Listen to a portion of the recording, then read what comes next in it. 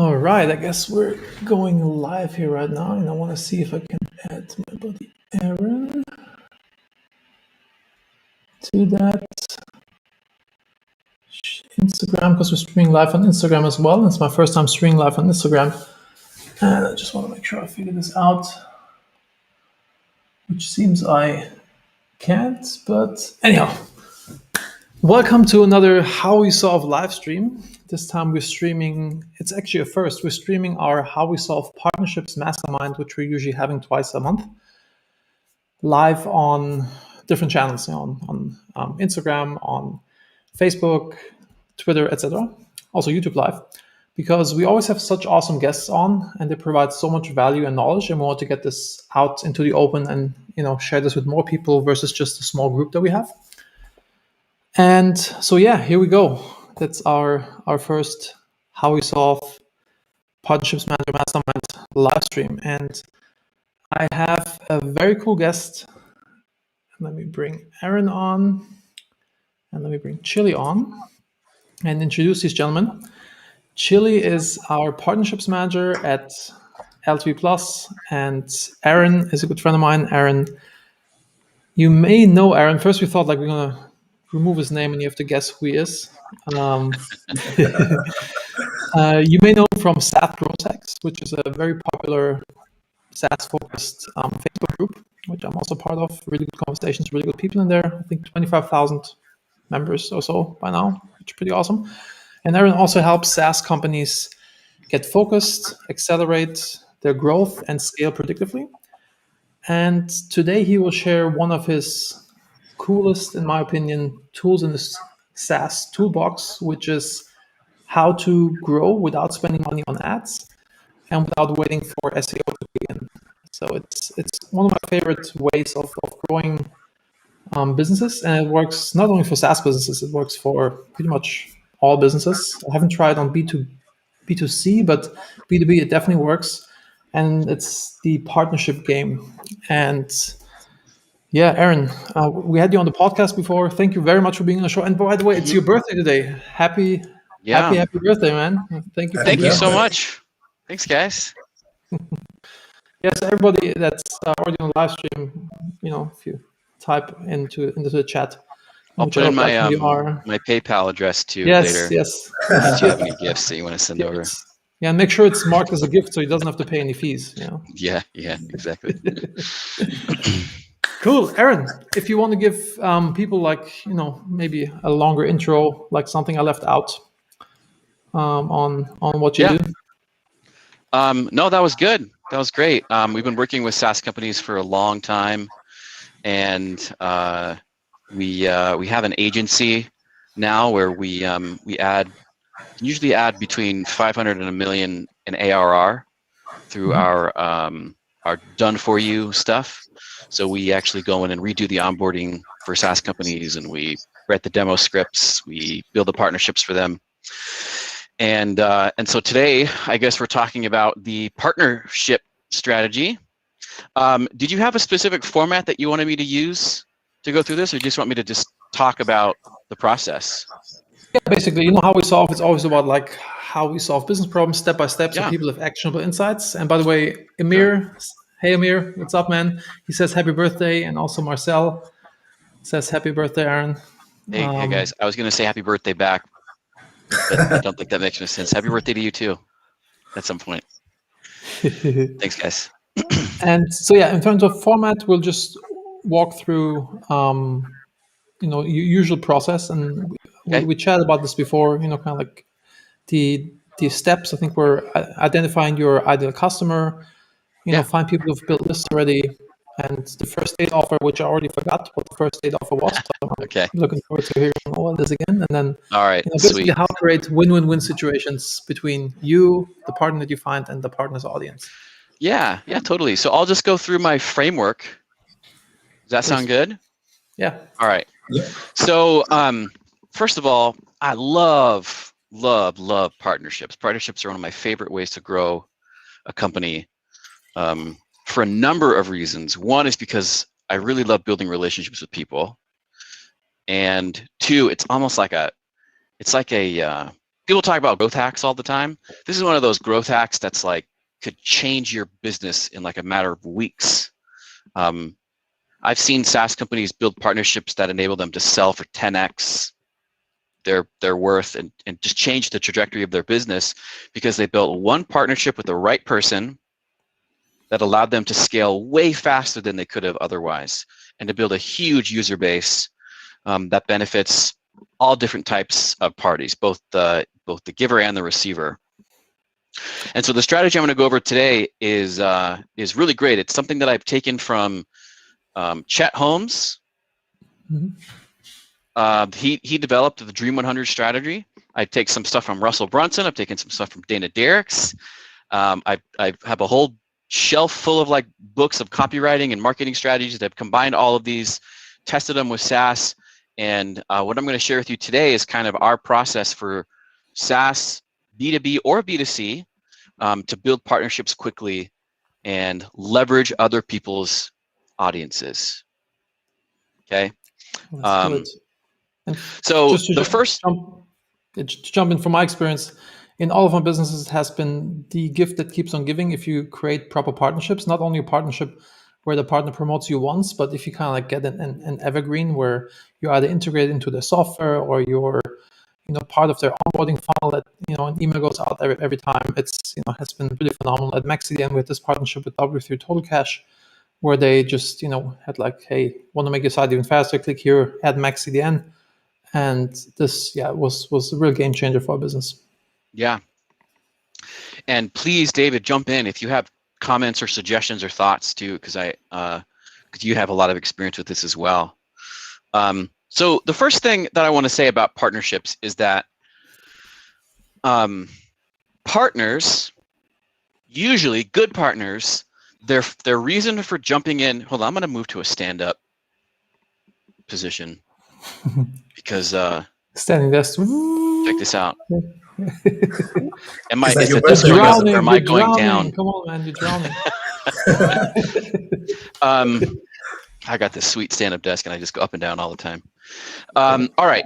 So with partners, there's one thing that you have to realize about partners is that most partners, their number one reason for partnering with you is not for the money.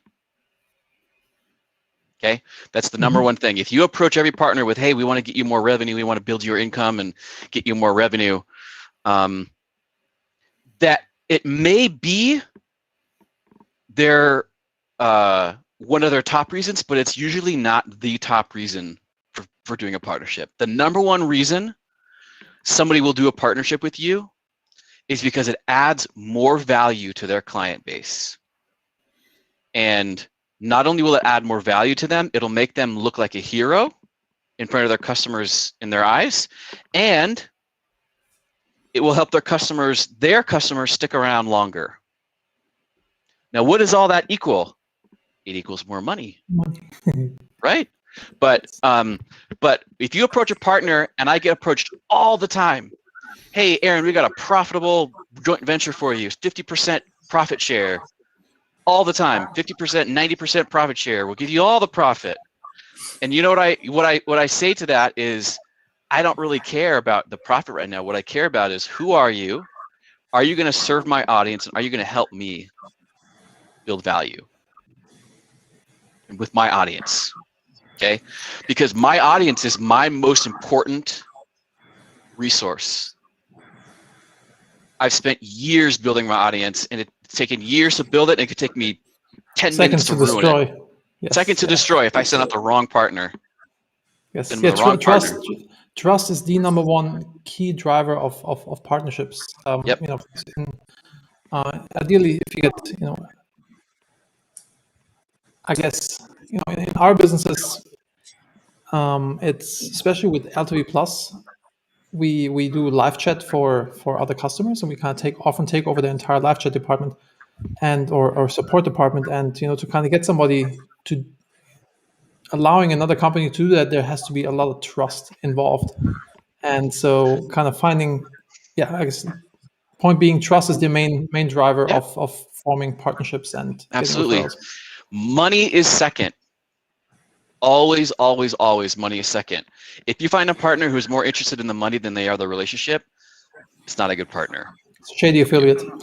Shady affiliate who promotes anything that they can get their hands on to their audience, and probably their audience hates them, and you're going to end up destroying your product. It's just not worth the time, okay? So when you approach a partner,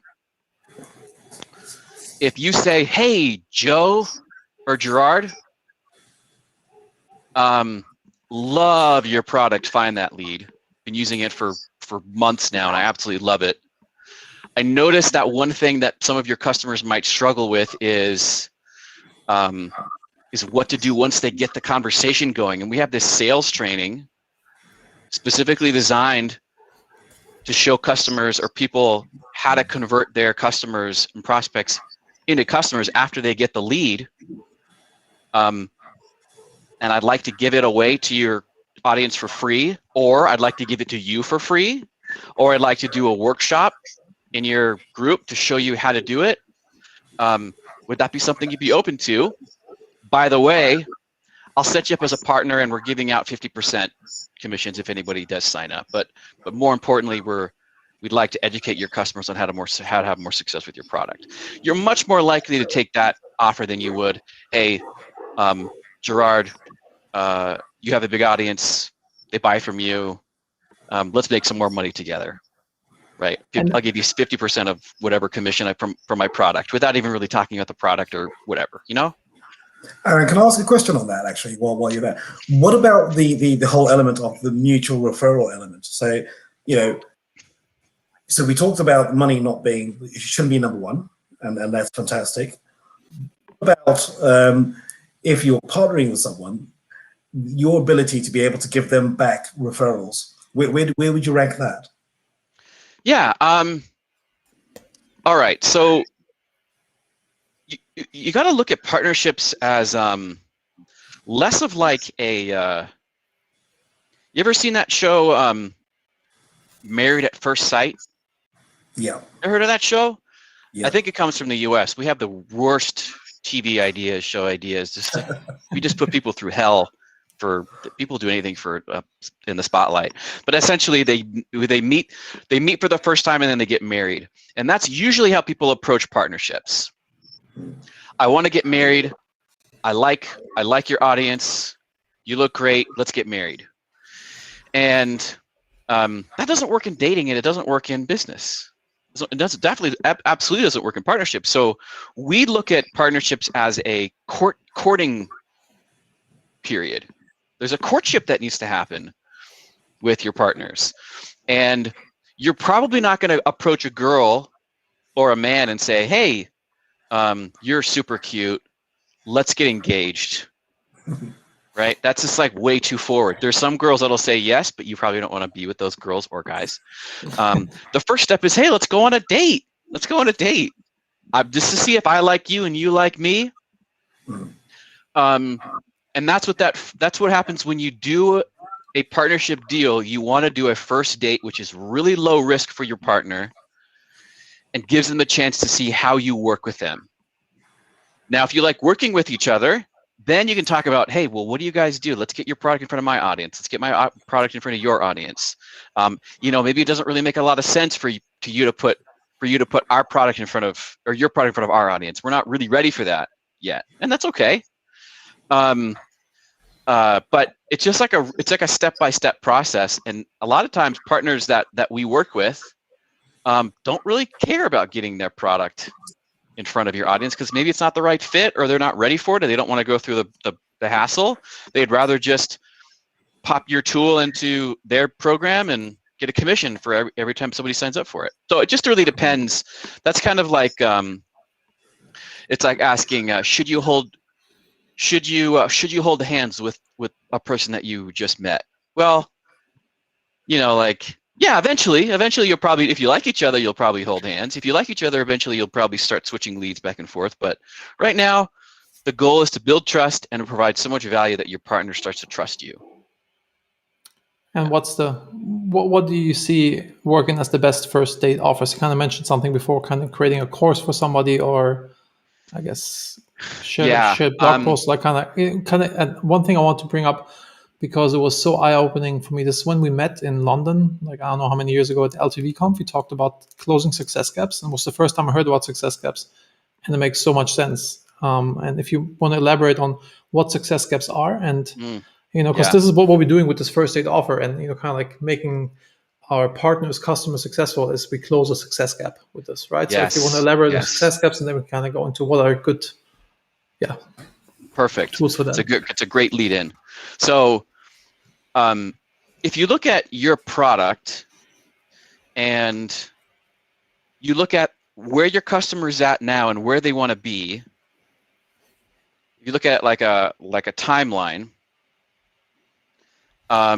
You have where they're at now, and I'm going to use Gerard because I know Gerard does find that lead. He's the only one that I recognize on the call.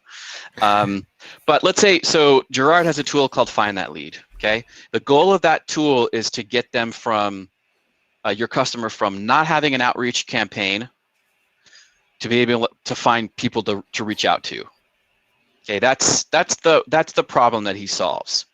Now, if you zoom out, that problem is one slice of the customer's total journey, right? Their total journey is to be able to find prospects and then convert them into sales and keep them around for a long time.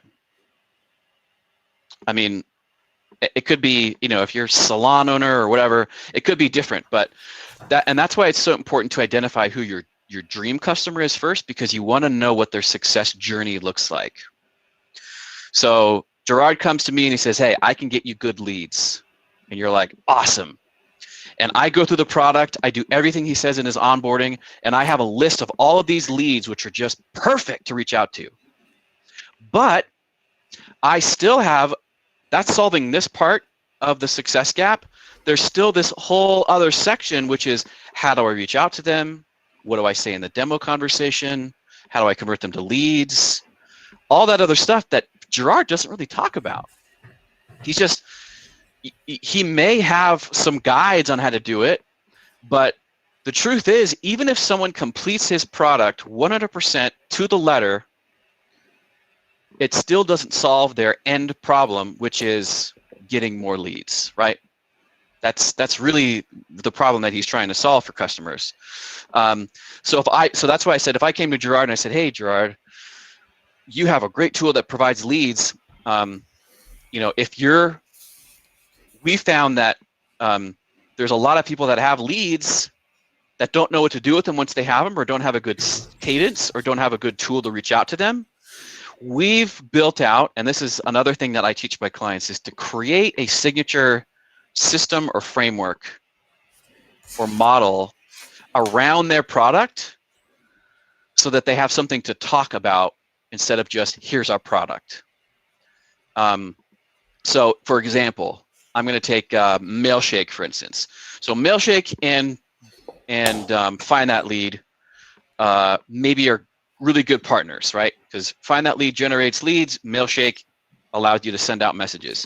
So I come to him and I say, hey, we've created a process that shows people what to do with the leads that they get, and what to say to them, how to close the deal, how to nurture them, how to get them on the call, what emails to send. And so Gerard's like, yeah, absolutely, because I don't solve that problem, but I need to solve it in order for my customers to have success. Because even if the customer goes through my tool and gets a list of 100 leads that are absolutely ready to buy, they still don't have those success gaps filled, which are how to reach out to them and close the deal. So if you come in and say, hey, we've created a framework that shows customers how to do it, and we want to teach it to your audience, and part of the framework is our tool, they can use our tool if they want, but they don't need to. But we're going to build it into the framework anyways. This is kind of how we built it. Can we present this to your audience to help them get more success from your tool, from Find That Lead? That's a very compelling offer, especially if I send the presentation to Gerard first in like a package, a direct mail package, and I say, hey, Gerard, this is a presentation we did. We want to show it to you. We think it's going to really help your audience.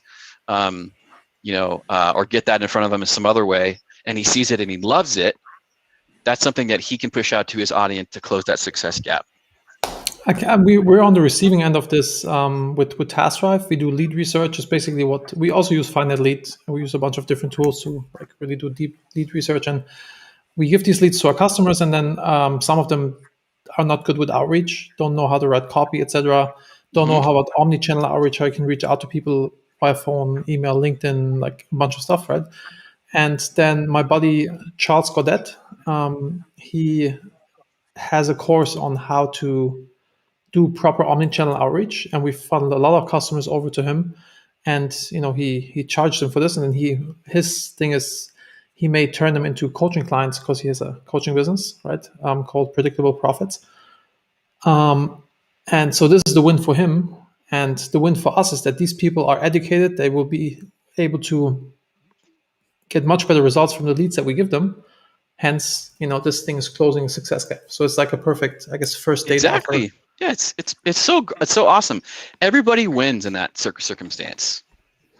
I like that actually, Aaron, because thinking about that, when I was heading up partnerships back at my day at FIFO, it was a strategy that we employed actually. So in our initial discovery with a prospect, we were looking at what their pain points were. Well, what are we trying to solve? What are we trying to help you with? And where we had scenario where they say we want X, Y, and Z. This is what we're trying to do. So we were fulfilling that one small element of what they required, and then we were pulling in other partners to fulfill the rest of it and almost become an ecosystem for them. And aside from winning that business, what it also did was it ensures stickability as well, because all three of you or four of you, however many partners there are involved in making that project successful. It basically means that that client is going to stick with you a little bit more than they would if they said, gone to one of you individually, because there is that maybe, I think someone was asking about integrations earlier in the chat. So if you've got integrations between the three of you, that makes it a bit more sticky as well. Would you agree? Absolutely. Yeah. Integrations is kind of the secret keyword in partnerships for SaaS. Yeah. So what's the question here from Amir? Yeah. Yep. Next. The keyword for SaaS businesses is integrations. Yep, exactly. And then it's the holy grail, I guess. First kind of. Yeah, absolutely. If you find another product that you can integrate into your product that solves a problem that they're not solving, and you can have your developers build it in for them, so it's a click away, just like you did, David. I mean, that's like, how easy is that for everyone involved? So easy to do that. If you go to Mailshake, they're doing the same thing. Mailshake has a Vidyard integration. And so when you go into Mailshake and you want to create a video message to send out to your cold outreach, you click Vidyard, you create an account, and then it puts the video right into Mailshake. It's like, takes a couple of seconds, and I guarantee you that Mailshake is taking a cut of whatever customers come from that. And that's fine. I don't care. I could care less as a customer. And like, Mailshake wins, Vidyard wins, everybody wins in that case, and it makes your customers so much easier. The customer experience for me is also so much better too, because I don't have to figure all those things out. What could you think are like the easiest low-hanging fruit first date offers that you can make? Is it? Yeah, here a couple of really good ones.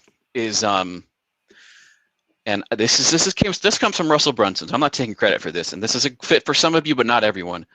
David has this great show called How We Solve, right?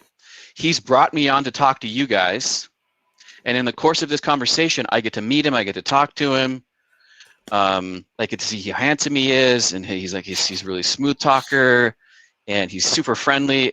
By the end of this conversation, if David came to me and said, "Hey, listen, man, you have coaching clients. We have a really cool thing that might help them.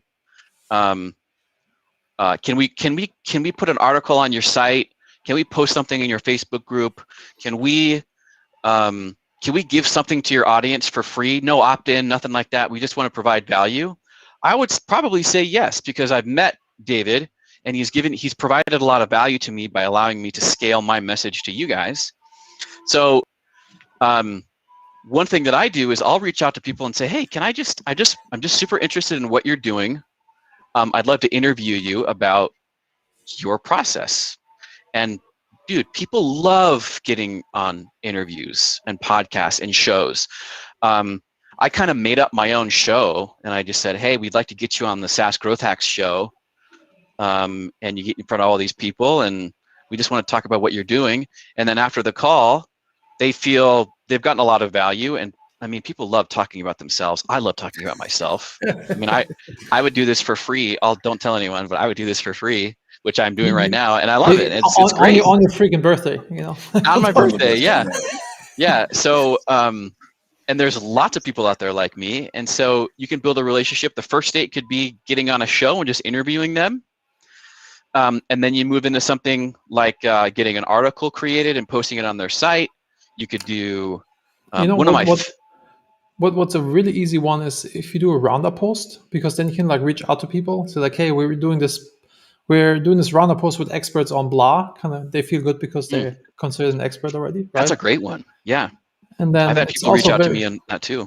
Very low friction for them. Like you can say like, hey, use Loom and like give us your response to blah, and then we kind of create like the written piece out of it, or we even like post a video of you, and so we can also like reach out to 10 people at the same time, or like whatever, how many 50 right. That's leaders. Super smart.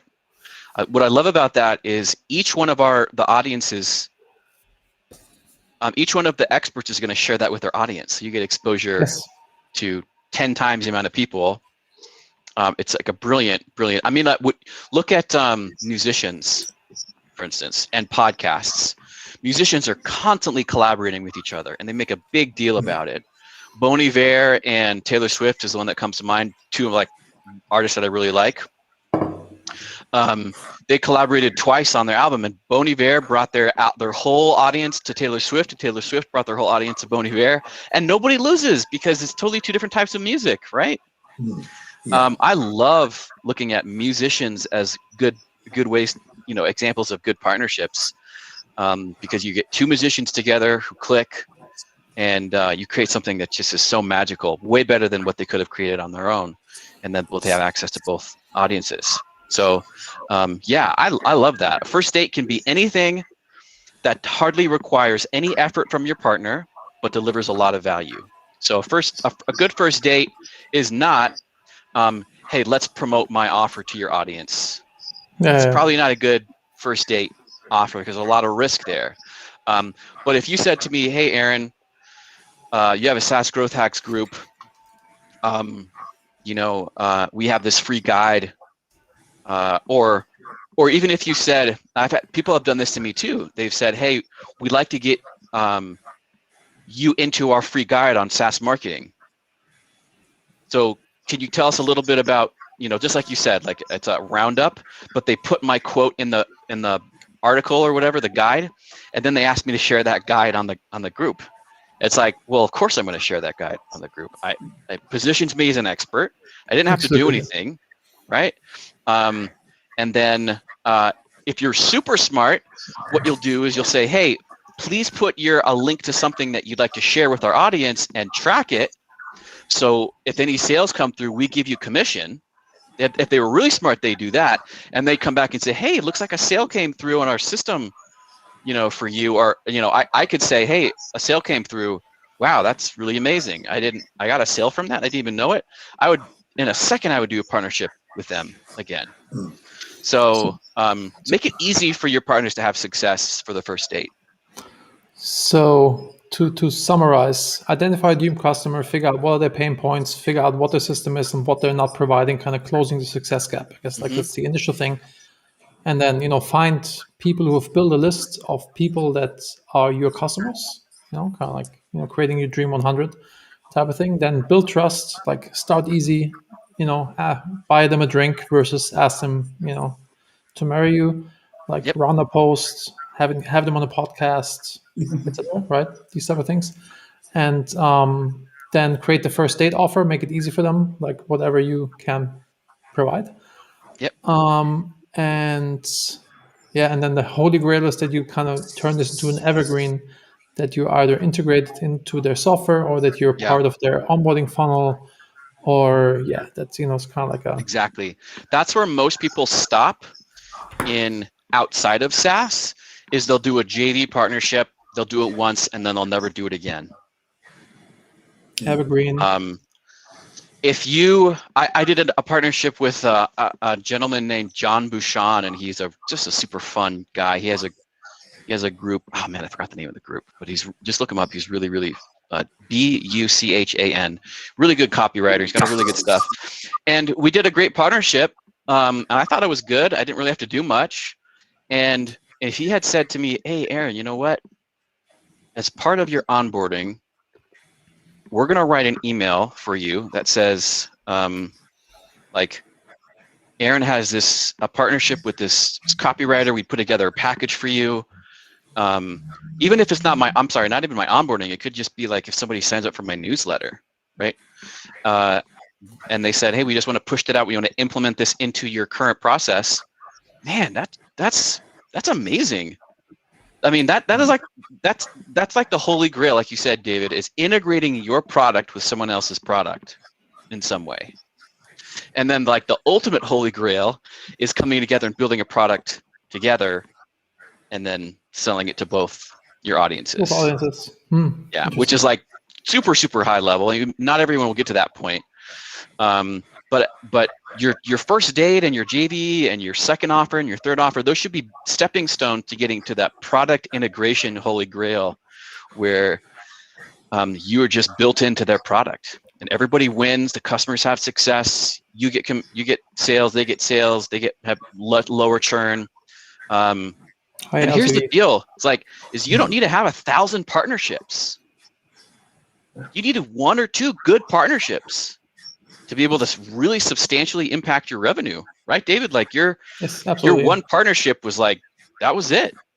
That was the one that like had a huge impact. So if you have 100 partners and you get rejected by 99% of them and only 1 responds back, and they're a good partner for you, that to me is worth all the time and effort. And especially in your partner outreach, you're just doing it's manual stuff mostly.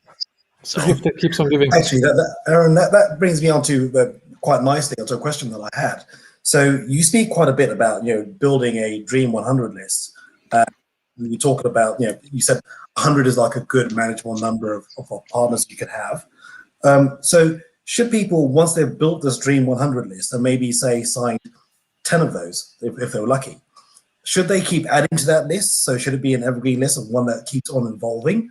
And if so, is there a danger that if you keep adding to your Dream 100 list, that the people that you keep adding into it after you've already signed the ones you want, the quality starts to dwindle? Okay, I'll try to answer that question because it's a good question. So we have different tiers of partners that we go after. Tier 1, Tier 2, Tier 3, Tier 4. Tier 1s are like the top level. So those are the ones that we want to get a partnership with, and we'll do anything. We'll fly down to their, compound or office if we need to, and have lunch with them, right? Those are the ones that we really, really want to build a relationship. We spend a lot of time with. Tier 2s are ones that have a big audience, but we don't want to spend enough effort. Tier 3 is lower. Tier 4 is even lower than that. Your Tier 3 and 4 are going to continue to grow because you'll just pop people in there, and your affiliate offer with them is different than your Tier 1. So your Tier 1s are going to be integrate together and like we'll promote our audiences. Tier 5s might be, can we just get an article on your site? Can we post something in your Facebook group? And then that might move up in tier if you find out that a Tier 5 is like, a Tier 5 would be a company that maybe no one's ever heard of. They have a few hundred customers. They don't really have a big following, but hey, like getting an article posted in their newsletter or whatever is, that might be substantial, and it doesn't require a lot of work for them, and your partnership manager really doesn't require a lot of work for them either. And they're easier to get a hold of. You can do like 5 of those lower tier partnerships in the amount of time it takes you to do 1 higher level partnership. So you shouldn't treat all your partnerships the same, and you shouldn't all give them the same partnership offer, even commissions too. Yeah.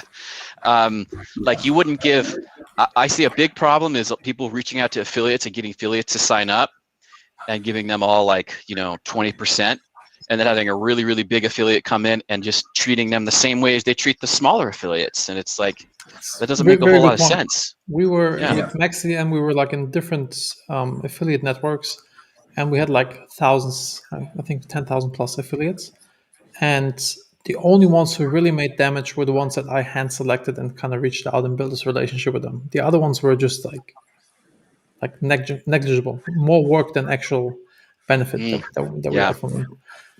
Did you have a partnership manager at the time, David? Yes, Managing the partnerships? Yeah. You did? Okay, yeah. Two. And Yeah. and you even had a partner, and it was still a hassle. So, and that's another thing is firing affiliates too. It's okay to let affiliates go And there. also like affiliates can also do like crazy stuff, like bid on your keywords, bid on your brand. Yeah. Like they can spam people. There's like a bunch of stuff, So it's Yeah. be wise with your affiliates. Actually, I want to ask you two questions where I'm gonna like bring you into focus like this. Boom. Yeah. Woo. Spotlight. And the spotlight questions, I kind of like cut out, and it's gonna be like a how to video that we're gonna put up on YouTube. And two questions. First is how to build a thriving Facebook community, if you can talk about this briefly. Ooh, okay. And the second one is how much rev share is appropriate in the SaaS space. These are. All right. Which one you want to go first with? And they're gonna ask the question. Building a community. Yeah. Okay. So Julia, 1 second. I just gonna to make this perfect. So, hey Aaron. So, question from the audience: what is appropriate in terms of rev share for affiliates in the SaaS space?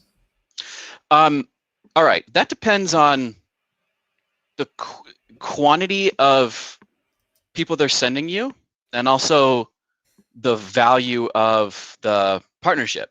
So we've split our partnerships up into tiers. A tier 1 affiliate will get a lot more attention from us, and they'll either get a bigger commission or more commission at the more clients they bring to us. So it'll be a tiered commission basis.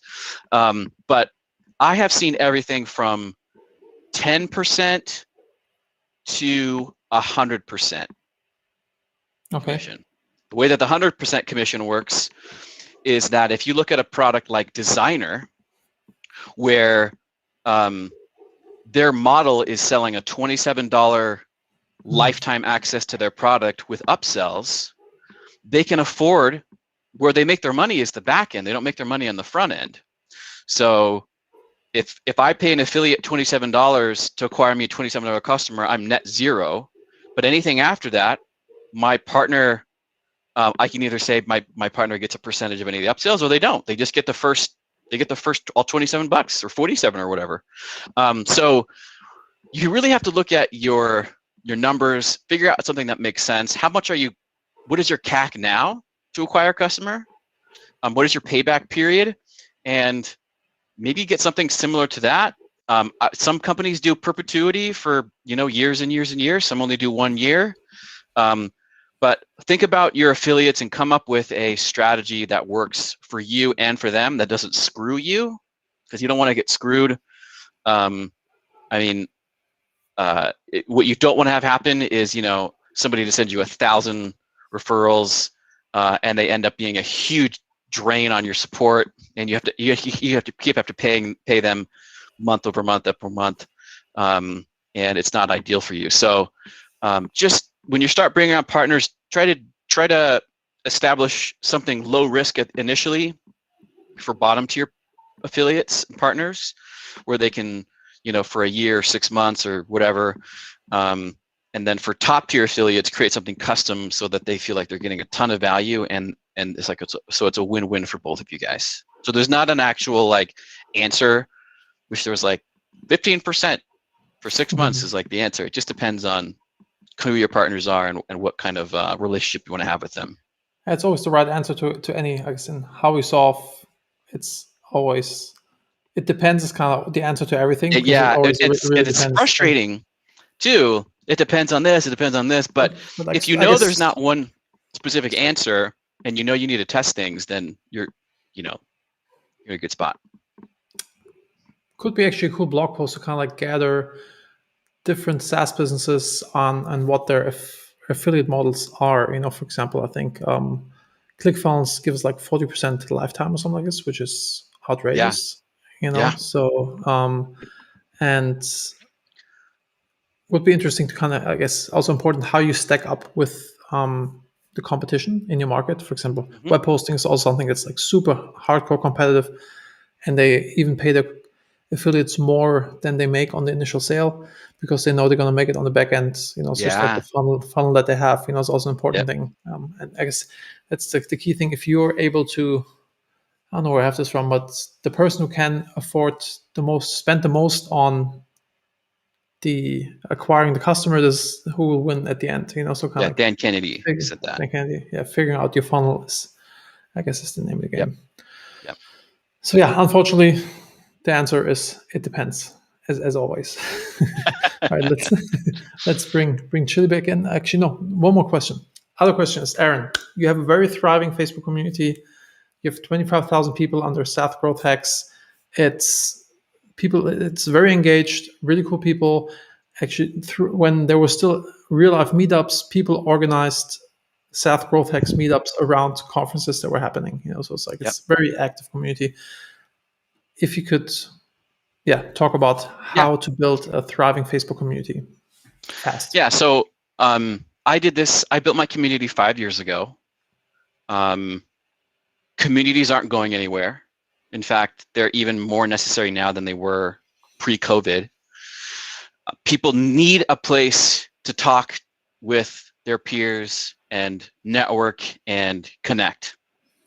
It'll be Facebook, it'll be Slack. At some point, it'll probably be VR. It doesn't matter. So if your current market doesn't have a very good community, it's a really good opportunity for you to step in and create a really good community for them, which is what happened with me. I saw some SaaS communities, but none of them were very good. And I said, I could do a way better job of doing this. So then what I did was I bought a list of 10,000 SaaS founders. I just typed in SaaS founders email list. I just bought it. I opened up reply.io. I put the names in and I said, hey, I've started a Facebook group specifically for SaaS founders. I reached out to you because we want to have some high quality people in the group. We're going to share what's working in SaaS to grow and scale. We'd love to have you as a member. Would you be interested? I asked them a question. I started a conversation, and then I got replies back. I started inviting them. The community started to grow slowly. What I would suggest if you're starting a community is don't build it around your product, build it around a passion, a pain, a niche, or an outcome.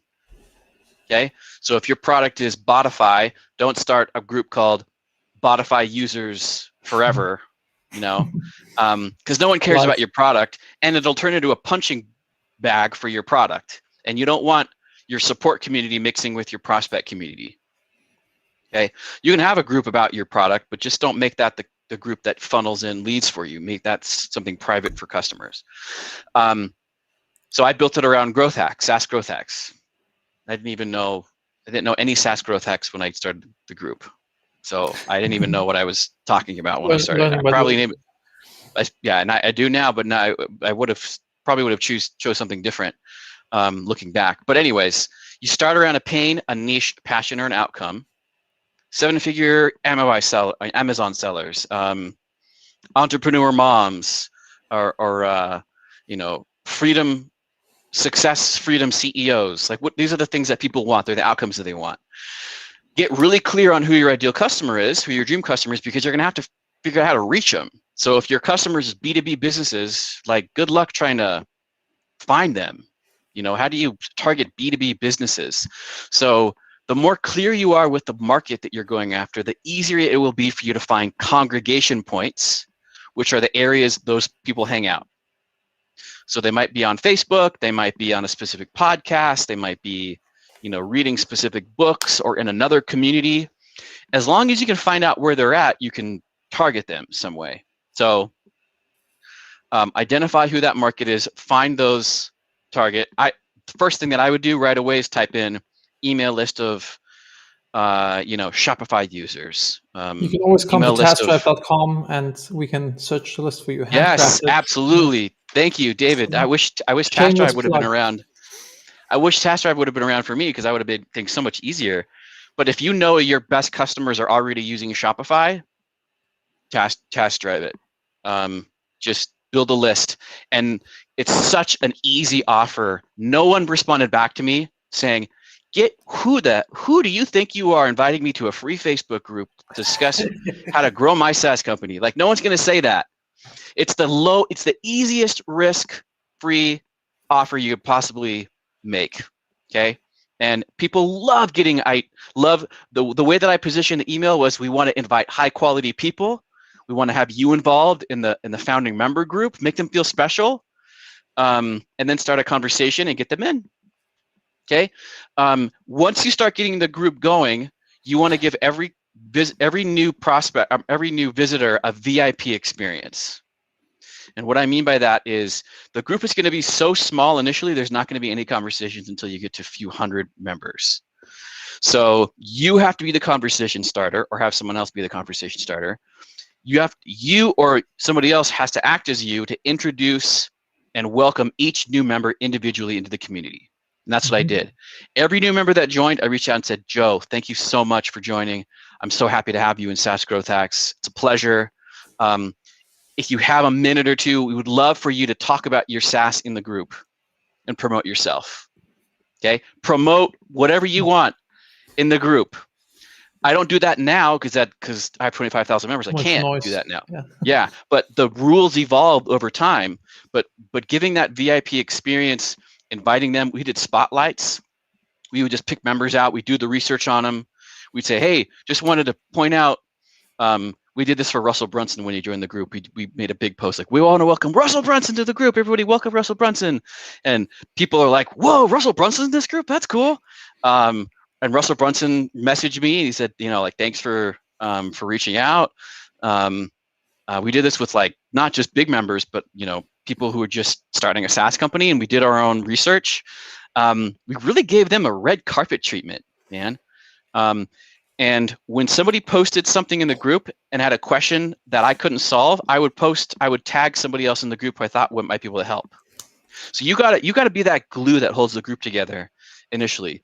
Eventually, it'll start to develop a life of its own. And at that point, you have your own pond of people that you can draw from. You can test offers, you can test copy, messaging. What we did was we actually had those 3 questions that you can answer when you join a Facebook group. One of them was drop your email if you want a copy of our free onboarding guide. And that was sent to ActiveCampaign, which went into my list, which building your list like that. Yeah. Build awesome. My list. Yeah, exactly. I got 7. My list isn't huge right now because I stopped building it because I changed the questions, but I developed this huge list of people and I would email them. I had this onboarding process. The first email that went out would say, hey, it's Aaron. So glad to have you in the group. I'm so thrilled to have you. Here's the onboarding guide. Do you have any questions? Let me know. Right. I made them feel really, really welcome. And that was just another way to do that. But it's going to be hands-on for the first few hundred members to kind of get it rolling. And then after that, you can start searching for things like best Facebook groups or best communities for lawyers or HR people or whatever. And then you get those blog owners to mention you in their blogs. The groups. Yeah, in their groups. I got a ton of exposure by copywriters looking to create content. And so they created the top best SaaS groups. And they just put all the groups together, and I didn't even have to say anything. They just say, hey, I put you in number 1 on this list of top SaaS groups. And if I was smarter, I would have probably went into the communities or people that had already been posting those posts and said, hey, can I add myself to this list? I'll write out all the content for you and you can update your post. I'll rewrite the SEO tags for you or whatever. Just make it super easy, give them a lot of value. And that's one really good way to start getting people in. I never ran Facebook ads, but I have seen it done. And frankly, it was mostly just, I hate to say this, it was word of mouth and getting the momentum going.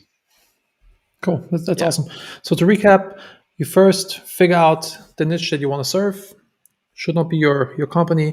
You do outreach, you build a list, buy a list, use TaskDrive to build a list of the people that want to hear of this. Write cool copy, just make them feel special. Hey, I just want experts in there. Would love to have you. Here's the link if you want to join. Super benign. Nobody will complain about something like this. Give them VIP treatment in the beginning. Have the rules will evolve over time. So maybe just like give a few people the VIP treatment of like announcing the people that are coming in. Be the glue of the group. Tag people if there's questions. Refer people, help people, connect people. And other cool tip: ask people to add their email into on the onboarding questions if they want a free guide for whatever. And this is another way to build your email list, which is absolutely gangster, which I really like. Yeah. Cool, Aaron. Thank you very much. This was super cool. I Sure. will bring Chili back in and see if we have any questions from the audience. And yeah, by the way, guys, if you have any questions for Aaron, please feel free to drop them into the chat. Thanks for hanging out with me today, guys. My thank you, birthday Aaron. party. Yeah, cheers, man. Indeed. Cheers. Aaron, thank you very much, because you shared some really great tips that I'm sure everyone viewing is going to be keen to go out and implement themselves. I know that because I've got bunions on my fingers because I've been writing down so much. So one of the things I was wondering was, would you be able to share some of the failures that you've had or you've experienced in helping other people out? And perhaps that will give people an idea of some of the pitfalls that are out there and what people should be wary of committing, the errors that people should be wary of committing. I love talking about my failures, so this is easy for me. I have way more failures than I do successes. We all do. And I've actually, in my vocabulary, I've tried to replace the word failure with test, and that it makes failing a lot NLP. easier to handle. Yeah. So you're not failing, you're just testing. Did it work? Great. If it didn't, all right, that's okay. Time to try something new. One of the biggest mistakes I made originally was not following up enough with partners. I had this idea in my head that if I didn't get them to connect with me on the first message, that it was a failure, that I won't reach out again. And so now what I do is I look at the umbrella strategy, which is the first email is just the first glance across the room, right? At that cute girl or guy. And then, the second email is that, brushed arms on the way to lunch, right, in the cafeteria. Like, it's just a series of things that have to happen in order to make a connection with them. And what I found is that the busiest people expect you to follow up with them. And if you do that, you have a much better, much higher success rate getting a hold of partners. I have read stories of people spending 2 to 3 years developing a partner and a partnership that developed into a multi-million-dollar deal. Years of follow-up and just checking in. So that's one of the biggest mistakes that I made, was thinking that I needed to close the deal on the first email. One call close, all that kind of stuff was some limiting beliefs that I had to overcome. And I'd say the other big mistake was going after the wrong types of partners. And going after people that would just never do a partnership. And we just, it's really demoralizing to send out 100 emails for 3 weeks and not get any responses. And sometimes it's because of the fit. It's not a good fit, and because you didn't have the offer right, or whatever it might be. But going after the wrong partners is the way that we overcame that was by limiting the variable of limiting ourselves to one type of partner. So we just reach out to all different types of partners, and we position the product in different ways. So, Awesome. yeah. Awesome. Thank you very much.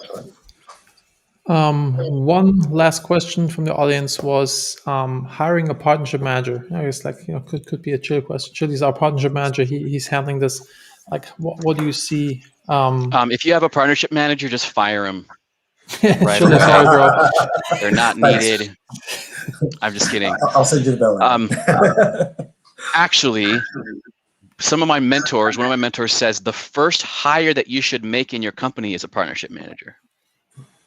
Because a salesperson will go out and they'll close deals with one-on-one, right? A partnership manager, if they have the right strategy, are closing deals with tier 1 through 5 partners. And one sale from a partner or one deal from a partner is worth way more usually than one sale from a one-on-one salesperson. So do I recommend that you hire a partner manager first before anyone else? It depends on your business. But you absolutely should have a partnership manager, especially if you have partners reaching out to you without you doing anything. Without you reaching out to any partners. If partners reaching out to you say, hey, we saw your product, we want to partner with you because we really like it and we want to integrate with you. That's a really good sign that there's other partners out there. That's the universe telling you, go do more partnerships. Go do it. If you don't have any partners coming to you and you've never had success with partnerships, having a partnership manager or having someone part-time at least do it can help you figure out if there's partnerships are a good path for you. But it's going to make it so much easier to have a partnership manager. I think everything B2B partnerships is always the name of the game. I could not see any business where it doesn't make sense. So yeah, everybody needs a chili in his life. I agree. Chili is not for sale. Don't reach out to him. Don't offer him a job. It's dangerous. That's true. Yes, you're getting in trouble. Awesome, Aaron. Thank you very, very much. This was really cool. Absolutely. Always love having you. Always love chatting you. I hope we get to see you in person on conferences now that everybody's been vaccinated. That stuff opens up again. Can't wait. And where do people find you if they want to connect with you, and anything you want to promote? Yeah.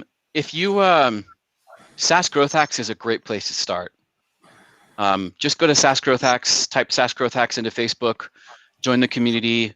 I offer there's two things that I offer there. One is a session with me to talk to me and see if I can help you scale faster. The other is a free resource that we have.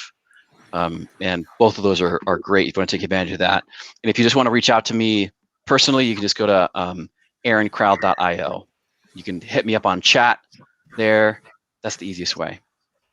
You have an ebook as well, don't you?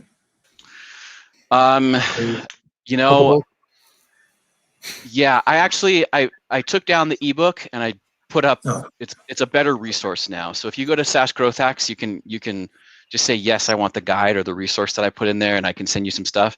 And then also we'll have a chat, and I have a bunch of stuff that I can send you for free. If you just reach out on Facebook and say, hey, here's my challenge. Do you have anything to help? Probably do have something to help you that I can send you. Wonderful. Thank you very much. Awesome. Thanks, guys. Aaron, thank you very much. Thank you. See you soon. See you guys. Thank you. Bye. Thank you, Chili.